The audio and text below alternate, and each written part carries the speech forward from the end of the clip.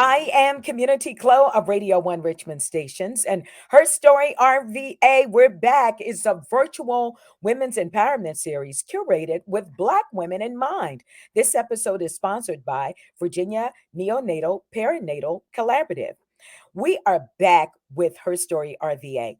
This evening, we will be discussing how to navigate through uncertainties with high risk pregnancies and bring awareness towards preeclampsia, as May is Preeclampsia Awareness Month. Did you know preeclampsia affects approximately 5 to 8% of all pregnancies in the US? And tonight, we are joined again with the founder and executive director of Urban Baby Beginnings. She is Stephanie Spencer. And also joining us is Urban Baby Beginnings' very own community doula. She joined us back in December, Candace McDaniel. Welcome, the both of you. Thank you. Thank We're glad you. to be back. Thank you so much for being here. And I'm so excited to introduce our very special guest that is joining us. And we're going to have a serious discussion. And we want us all to tap in as she share her knowledge and experience as she continues to bring awareness towards preeclampsia. Welcome, Dr. Nicole Rankins. How are you? I'm great. Thank you so much for having me. I'm excited to be here. All right. So, Dr. Rankins, we're going to Yes. start with you. We just want you to give us a brief sum up, a little bit about your bio. Tell us about you. Sure. So I'm Dr. Nicole Calloway Rankins. I am born and raised in Virginia from the 757. I grew up in Uh-oh. Hampton and I'm a proud HBCU graduate. I went to Spelman College in North Carolina A&T where I majored in math and mechanical engineering. Came back home to Virginia after went to medical school in Virginia and have stayed here to practice. And I've been in practice for 20 years, hard to believe. And I've had the privilege of helping over 1,000 babies into this Wow. world. I love what I do. I am here to be of service. And I do that not only at the bedside, but online. I have a popular podcast called All About Pregnancy and Birth as well. It's been downloaded over 1.5 million times. Wow. Dr. Rankins, thank you so much for being here and all you do. And Stephanie, you're no stranger to Her Story RVA. So, briefly, tell us a little bit about you and Urban Baby Beginnings. Sure. And again, thank you for having us. I'm a registered nurse. I've been a registered nurse since 2008. I'm also a mom of three. I'm the founder of Urban Baby Beginnings, which is really a social support program that works to support pregnant and postpartum people from pregnancy all the way to the second birthday. And so we can't thank Dr. Rankins and also Radio One enough for your efforts to continue to Oh, yes, spread sure. awareness of pregnancy and the things that and challenges that families tend to experience. And our very own community doula, Candace Daniels. Welcome. Tell us a Thank little bit about you. you. You're our community doula. Absolutely. Thank you so much for having me. I am Candace. I'm a community doula, certified community doula with Urban Baby Beginnings. I'm also a mom of three older adult children. And I'm just excited about all things baby, assisting moms and families and making sure that they are fully supported during that pregnancy and postpartum period. All right. Thank you so much, Candace, for being here. Thank you for all of our viewers that are joining us tonight as we're talking about community support for our mothers, birthing people. We're going to get started with the conversation now. According to the CDC, preeclampsia is a leading cause of maternal and fetal morbidity and mortality. Dr. Rankins, can you explain to us what exactly is preeclampsia? Yes, so preeclampsia is a condition that develops during pregnancy and it has high blood pressure as well as affecting other organs. Most often, it affects the kidneys and the liver. And it's typically going to develop after the 20th week of pregnancy. So it's something that usually happens in the third trimester of pregnancy. But what a lot of people don't realize is that preeclampsia can also happen postpartum. So Ooh. you can go home and then later develop preeclampsia as well. Wow, thank you so much for sharing that with us. Now, ladies, tonight we are here to tap into this conversation about preeclampsia since May is Preeclampsia Awareness Month.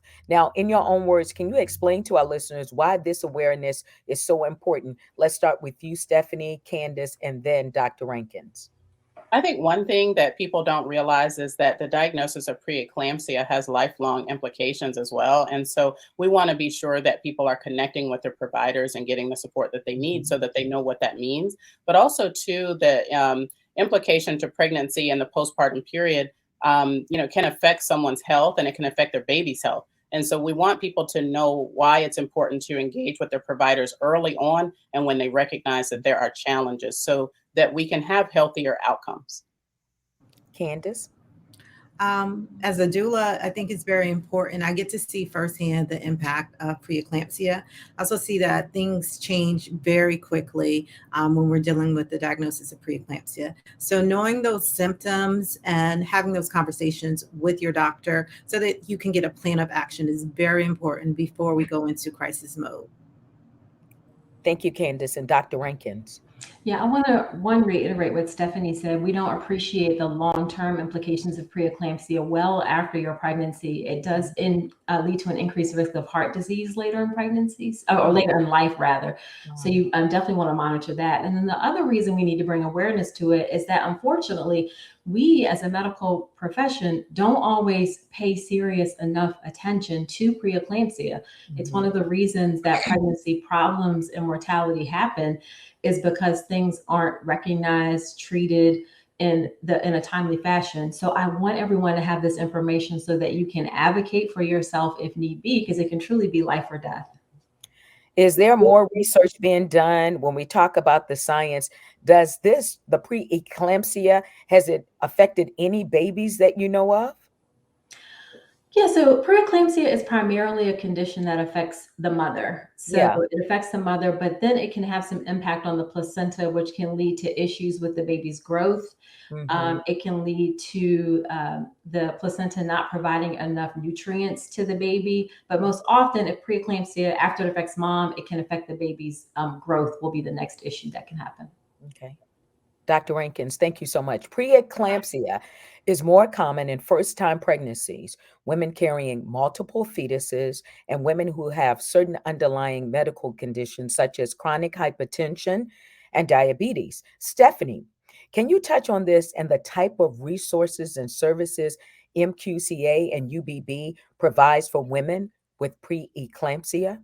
Absolutely. And we really talk about this because, as Dr. Rankins mentioned, it's kind of a village approach to care. It's not just about the provider knowing what's going on and giving timely treatment, but also, too, many times what's happening is in the community, we don't recognize what's happening. So we're not hospitalized. We just know that we're not feeling well or something's different.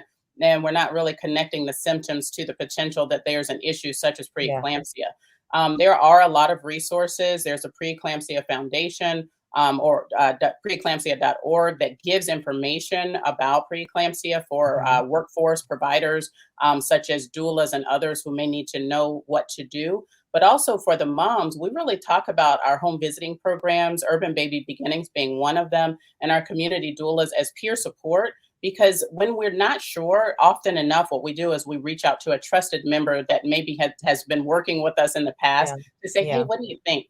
And so at Urban Baby Beginnings, we train all of our doulas on how to recognize signs and symptoms of preeclampsia and hypertension and how to talk about it prior to it becoming an issue. But the main thing that people have to recognize is that support is through systems such as home visiting partners and community doulas who are trained in working with pregnant and postpartum people. Thank you, Stephanie. Preeclampsia is more common among Black women in the U.S., with an estimated incident rate of 53.8 cases per 1,000 births, live births, that is. So, Dr. Rankins, can you tell us more in detail about how common is preeclampsia, some of the symptoms, and what the risks are? Yes. So, as you mentioned at the beginning, it happens roughly 5 to 8% of pregnancies. Black Yeah. women are more affected. A large part of that is due to racism. Multiple studies document how Black people are treated differently in the healthcare system just based on race alone, and your income and your education does not protect you. So being Black and the racism that we can experience is a risk factor for sure, which is why it's even more important that we have this village approach to help support one another. And then some of the other risk factors that can put you at increased risk for preeclampsia are if you carry extra weight. So if your body mass index is 30 or above, that will increase your risk of preeclampsia. The extremes of age. So if you're very young getting pregnant, like a teenager getting pregnant, or if you're 40 and older getting pregnant, that can increase your risk of preeclampsia. Wait a minute. If you have if you have a family history, if you yourself had preeclampsia in a previous pregnancy, Mhm. all of those things can increase your risk. But really, just being pregnant, we all just need to be aware of this, because this is one of those things, and we'll probably chat about it later, that when we intervene, it helps improve outcomes. Wow. Be an advocate for yourself, in other words. 1000%. You have Yes. to be. Yeah. Absolutely. Candace, it's great to have you back for another episode. For our new viewers, you can remind them, what is a community doula and what does it look like to you day to day? Oh, thank you so much for having me back. It's definitely a pleasure being here. A community doula is a trained birth companion. We provide additional emotional and physical support for moms and families during their pregnancy, labor, and that postpartum period, making sure that mom is fully aware of the processes, as well as advocating for themselves and protected, like Stephanie said earlier. We develop a relationship with the moms so that they trust us and they know to reach out. They have someone to reach out to in the event that some issues may arise, and they don't feel comfortable reaching out to their doctors or their medical providers, or they're Yeah. not sure if it's something that they should reach out to their medical providers. They can reach out to us. Day to day, our schedule is definitely up in the air. I might spend the day spending time with a new mom or pregnant mom, figuring out what the birth plan is going to look like, what she wants her birth story to be.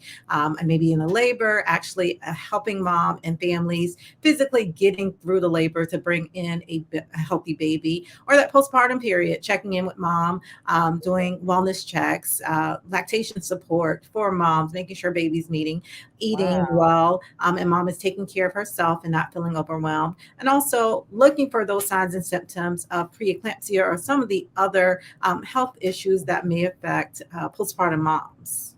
Wow. Candace, thank you. And I want to throw another question at you. Can you touch on the things that you've experienced as a community doula and the impact it has had for women and families with preeclampsia?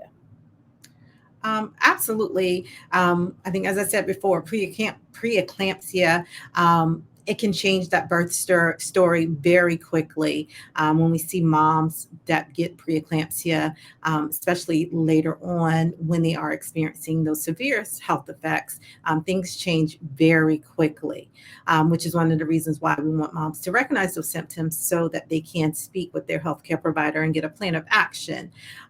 But after those symptoms come and things change quickly, we may be dealing with moms delivering early, having a preterm Mhm. baby, which can in itself be very overwhelming. So we have to look at how mom is supported during that time, what that's going to look like, who's going to support mom, who's going to support families, who's going to support the baby during that time. And also, if mom is experiencing additional health issues, what does that look like for the family? Who's there to help them navigate that system so it will not get overwhelming during that time period?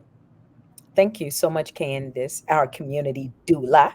It's important for our listeners to know about their options and community resources they have around them. How does MQCA continue to make sure maternal mothers know they're not alone and how to help to navigate the uncertainties? So Stephanie.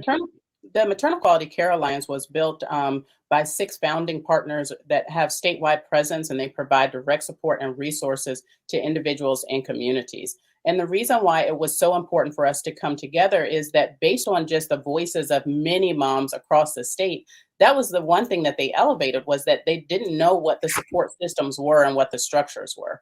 And so by us coming together, we're really focused on, between the MQCA, Virginia Neonatal Perinatal Collaborative, building safer systems of support across the state at the community level, but also in the hospital systems. And we're very, very committed to ensuring that that happens, which is why we're also so focused on providing health education, resources, and connections through these presentations as well. Mhm. Thank you so much for that, Stephanie.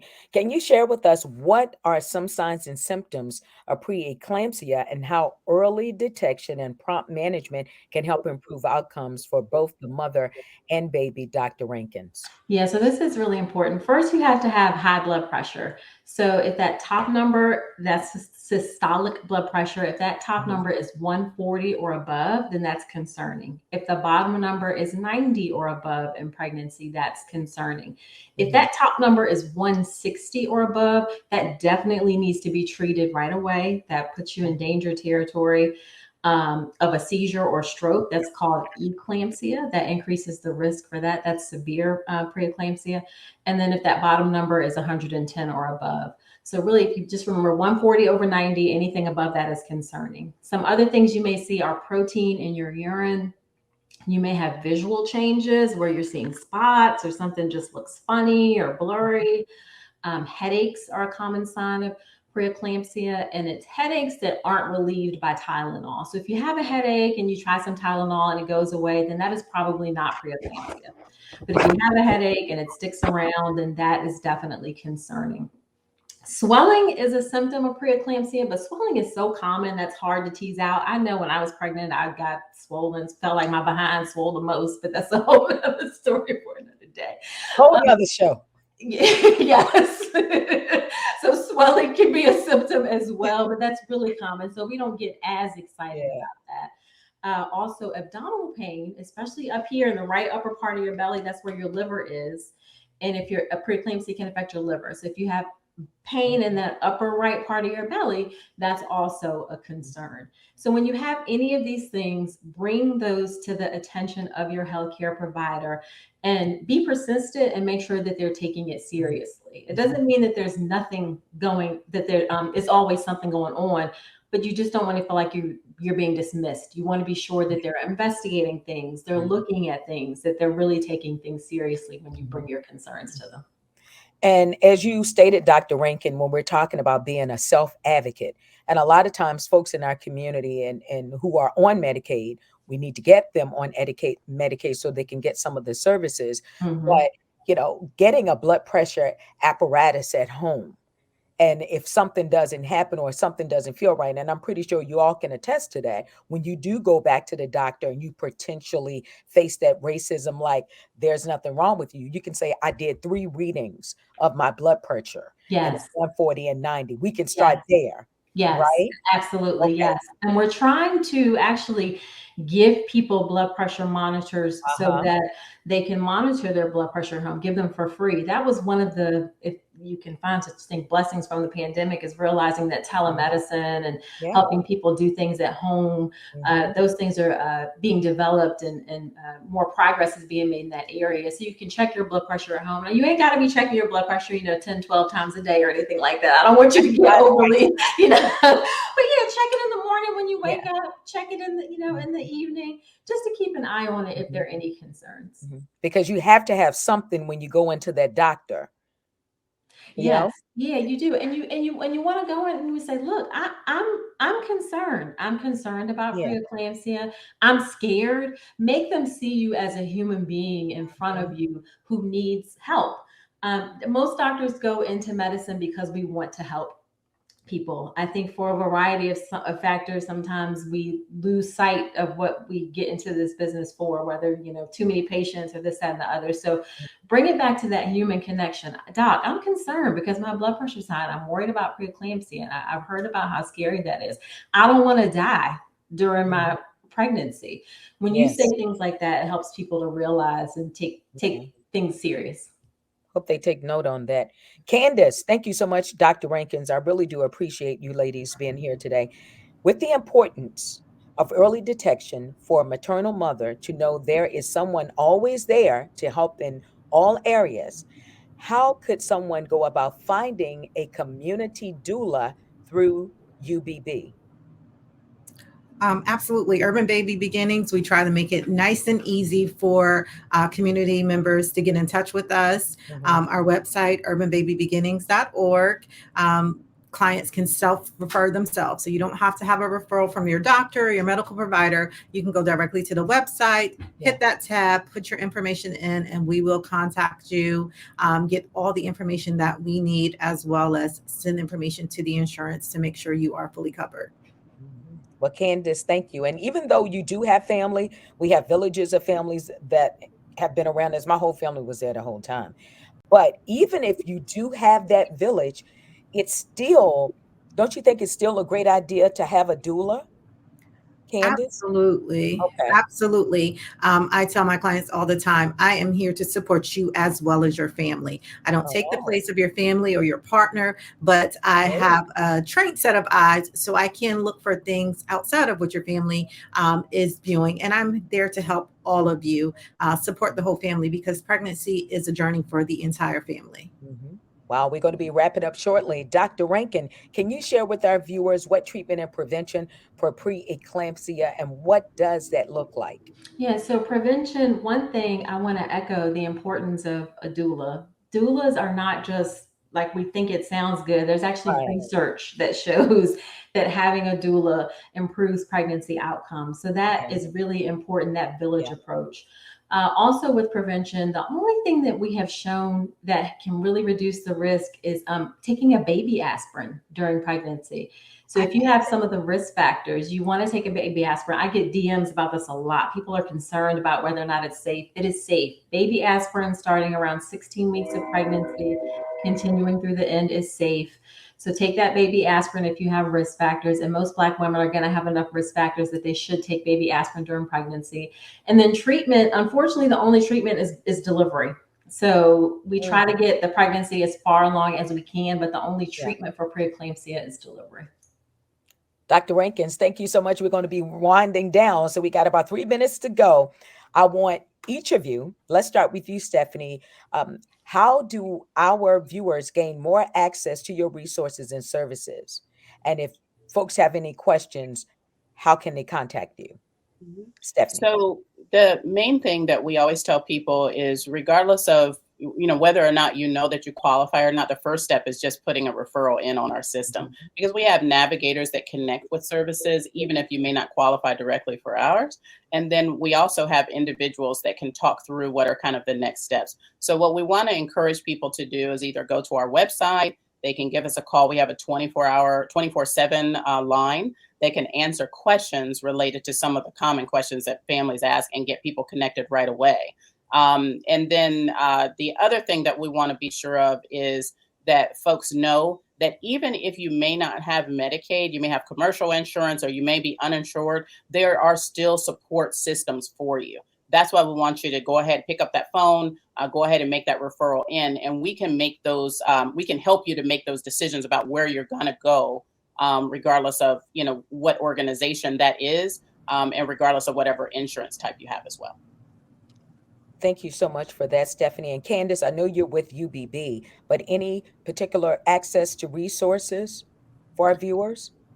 Stephanie covered all of them. Pretty much did at UBB? Yes, we are And you will, available to assist uh-huh. you anytime. We do have that 24-hour line. So whether you're watching this in the evening or you're catching a replay and you think about it, you can definitely go to our website and give us a call, and somebody will contact you and help you along on this journey. All right. And Dr. Rankins. Yeah, so my website is drnicolerankins.com. There I have lots of free resources, warning signs to look out for after birth, pain management options in labor. I'm on Instagram. That's my favorite platform, at Dr. Nicole Rankins, where I share information, do reels and videos, all that great stuff there. Oh, And then, yeah, and then my podcast, that's my baby. It's called All About Pregnancy and Birth. Do check that out. It's on all the pregnancy platforms. I share birth stories, the good, bad, ugly, interview experts about birth, and then I talk about topics about birth as well. well, thank you so much for joining us, Dr. Nicole Rankins, Stephanie, and also Candace. We do appreciate you. Lots of great information shared here tonight. We want to thank our sponsor, Virginia Neonatal Perinatal Collaborative and Maternal Quality Care Alliance. And again, thanks to you, our panel. And we're going to be back. We're not over. God bless you. Thank you so much for being here. I am Community Clo for Radio 1 Richmond.